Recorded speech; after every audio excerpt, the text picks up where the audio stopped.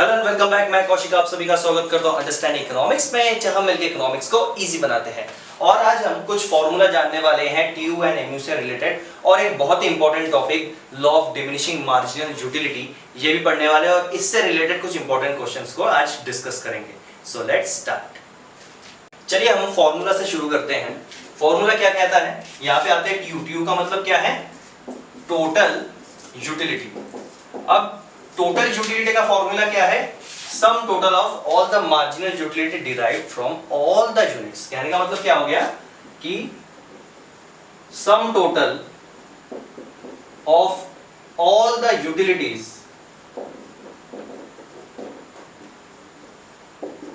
Derived from all units, मतलब जितने भी आप यूनिट्स का इस्तेमाल करेंगे उनसे मिलने वाली हर एक यूटिलिटी को टोटल यूटिलिटी कहेंगे, या फिर सबमिशन एमयू कहेंगे, मतलब sum total of all the MUs. अब आते हैं मार्जिनल यूटिलिटी। मार्जिनल यूटिलिटी कैसे निकलती है? देखिए, मार्जिनल यूटिलिटी के लिए आपको क्या करना है? टोटल यूटिलिटी ऑफ एन, मतलब आप जितने भी यूनिट का इस्तेमाल कर रहे हैं, सपोज आपने 6 यूनिट का इस्तेमाल किया तो TU 6 माइनस में TU 6 माइनस 1, इसका मतलब क्या हो गया? TU 6 minus TU 5। तो आपके पास मार्जिनल यूटिलिटी ऑफ 6 टर्म का पता चल जाएगा। कहने का मतलब क्या है कि मार्जिनल यूटिलिटी को निकालने के लिए आपको टोटल यूटिलिटी के n टर्म्स से n का प्रीवियस टर्म माइनस कर देना है। कहने का मतलब अगर मैंने TU 6 लिया है तो TU 6 में से मैं अगर 1 माइनस कर दूं, इट मींस 5 हो गया।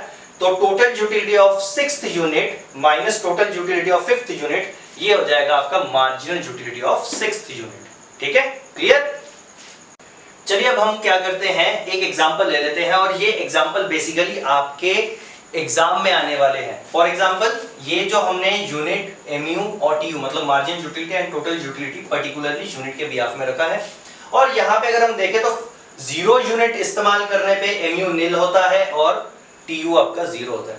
बट यहाँ पे कुछ फिल इन द ब्लैंक्स है, और इसी प्रकार का आपको क्वेश्चन आता है जिस फिल इन द ब्लैंक्स को आपको भरना पड़ता है। तो आपको क्या करना है, ध्यान में रखना है कि भाई TU का फॉर्मूला क्या होता है? TU का फॉर्मूला होता है सबमिशन MU, और MU का फॉर्मूला क्या होता है? MU का फॉर्मूला होता है TUN माइनस TUN माइनस 1। ठीक है, तो आपको क्या करना है, इस फॉर्मूले का इस्तेमाल करके ये सारे फिल इन द ब्लैंक्स भरने हैं। अगर हम यहां पे देखें फर्स्ट पॉइंट पे, यूनिट ऑफ 1, मतलब 1 यूनिट इस्तेमाल करने पे मार्जिनल यूटिलिटी आपकी 10 है, तो टोटल यूटिलिटी क्या हो जाएगी? टोटल यूटिलिटी का फॉर्मूला क्या है? सबमिशन MU, मतलब sum total of all the MUs. तो पहले ही यूनिट पे आपने इससे पहले कुछ इस्तेमाल नहीं किया तो ये हमेशा 10 रहेगा। कहने का मतलब फर्स्ट यूनिट पे marginal utility and total utility हमेशा बराबर होती है, 10 एंड 10। क्लियर?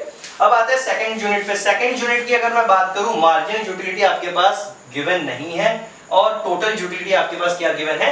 18। तो अगर मैं इस फॉर्मूले का यहां पे इस्तेमाल कर दूं तो MU2 निकालना है ना सेकंड यूनिट, तो MU2 निकालने के लिए आपको क्या करना है? TU2 minus TU1। तो इसका मतलब 18 माइनस 10, आपका आंसर क्या हो जाएगा? 8। तो आपके पास यहाँ पे MU क्या निकलेगा? 8। क्लियर?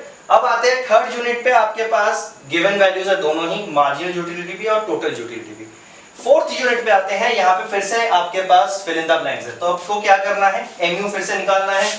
तो इसको अगर हम देखते हैं, MU ऑफ कौन सा यूनिट है? 4 unit. MU4 equals to TU4 minus TU3, मतलब प्रीवियस वाला जो होगा।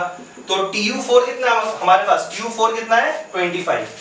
25 माइनस में TU4 कितना है? सॉरी, TU3 कितना है आपके पास? 23।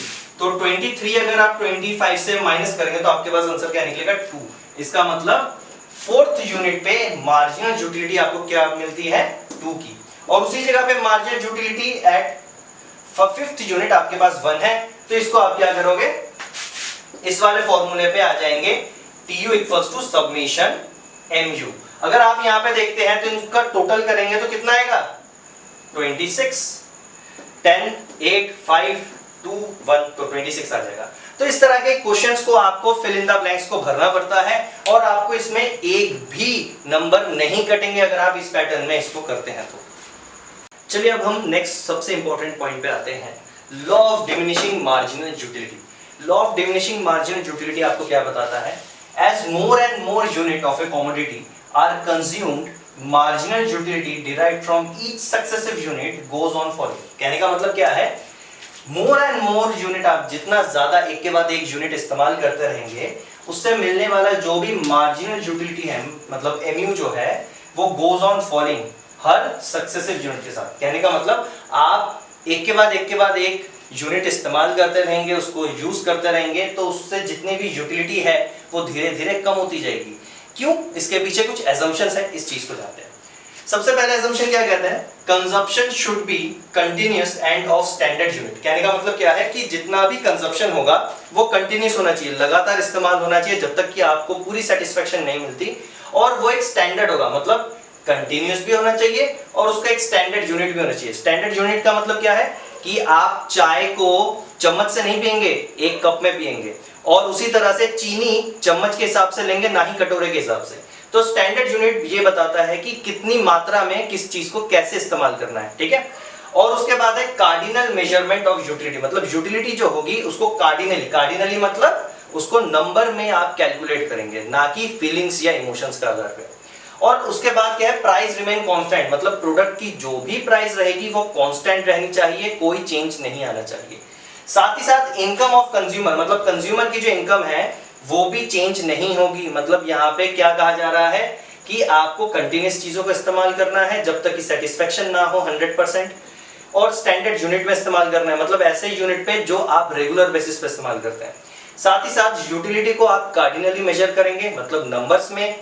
प्राइस आपका प्रोडक्ट का सेम रहेगा और इनकम भी सेम रहेगी। मतलब यहाँ पे क्या बताया जा रहा है, ये सारे असम्पशन अगर पूरे होते हैं तो लॉ ये बताता है जैसे जैसे आप एक के बाद एक प्रोडक्ट को इस्तेमाल करते रहेंगे, आपका एमयू क्या है वो गिरता रहेगा।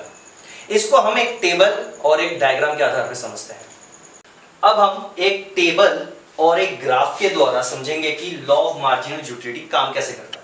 देखिए, यूनिट ऑफ रोटी मतलब चपाती जो हम घर में खाते हैं, और उसकी मार्जिनल यूटिलिटी ऑफ रोटी, हम इन दोनों के आधार पे एक law of diminishing marginal utility को समझने की कोशिश करता है। देखिए, जब मैंने पहली बार कोई भी रोटी नहीं खाई, मतलब जब यूनिट 0 थी तब मार्जिनल यूटिलिटी भी 0 थी, मतलब पेट पूरी तरह से खाली है। जैसे ही मैंने एक रोटी खाई, ऑटोमेटिकली यूटिलिटी सबसे ज्यादा मिली।